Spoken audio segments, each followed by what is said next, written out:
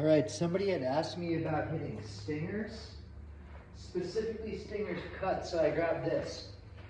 And if you could imagine like, oh shit, what's that game? It's almost like a giant sledge, or not a giant, a very light wooden mallet kind of sledgehammer thing. Can you hit under the little gates? What the fuck's that game called? Croquet? Is that what yeah, croquet. You have a croquet mallet. You know, it's like a thing. What do we got? What's this? Perfect, 5-iron. So, if you want to hit anything low, obviously low is taking the loft off. It's all about learning the new laws of ball flight, because the more down you hit on the ball, the more it spins up. But the launch is lower. Lower launch, more spin. You know, as a right-handed golfer, the more out to the right my club is moving, the more this spin is on the ball, the more it's going to draw. The more cutting across left, the more it's going to spin.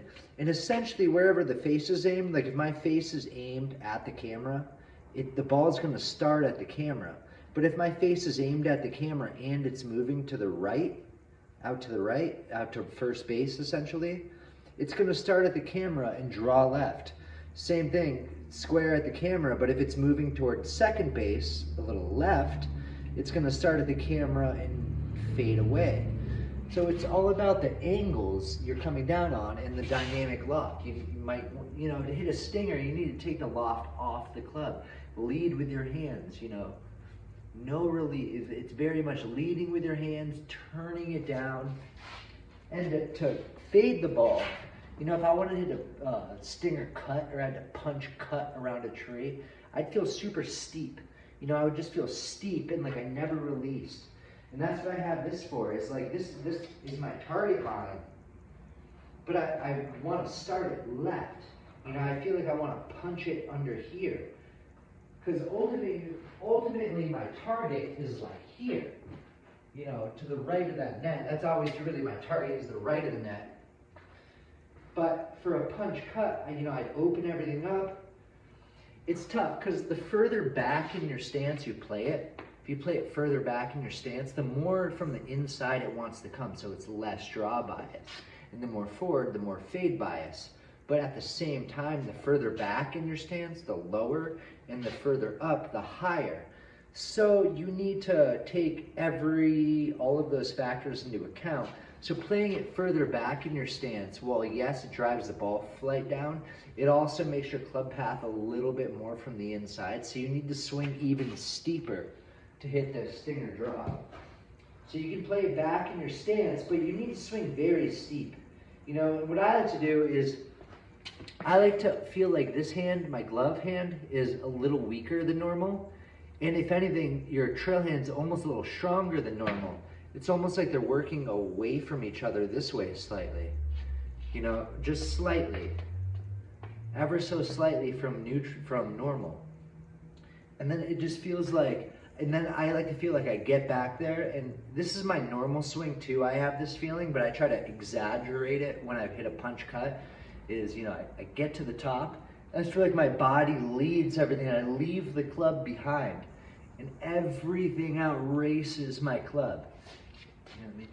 Let me just be a little off the ground. You see how everything outraces the club, it leaves it open? It's almost like intentionally getting stuck. It's kind of, you know, I'm intentionally getting stuck. But without, you know, I'm not throwing the loft out where I'm gaining dynamic loft. You know, I just want to pull it through where I have very little dynamic loft. But my path as a right-handed golfer is left, so it slices.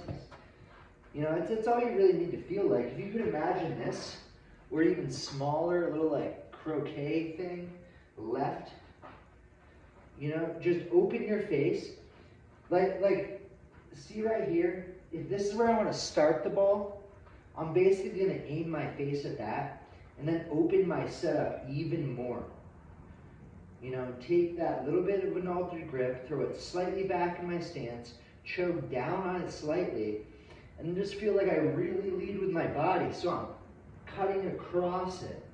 You see how I'm cutting across that, and there's like no loft on the club, boom.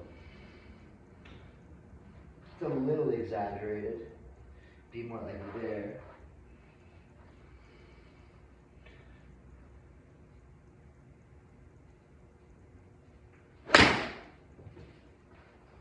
And just hit a punch cut right through. And that was flush as hell. See, that was right out the middle. My normal spot. And just the opposite for a draw. Let me hit another one of these.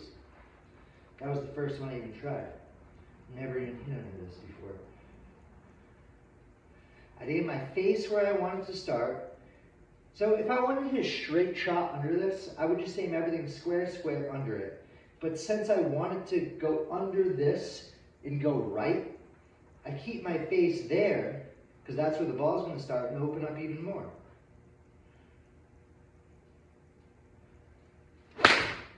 You know, hit a punch cutter underneath there.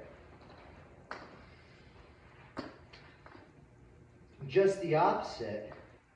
If I wanted to hit a low hook, you know, if I wanted to hit a straight ball underneath there, I would just aim straight underneath there. But since I wanted to start underneath there and hook back left, I'll close my stance even more right. Now I play it further back in my stance.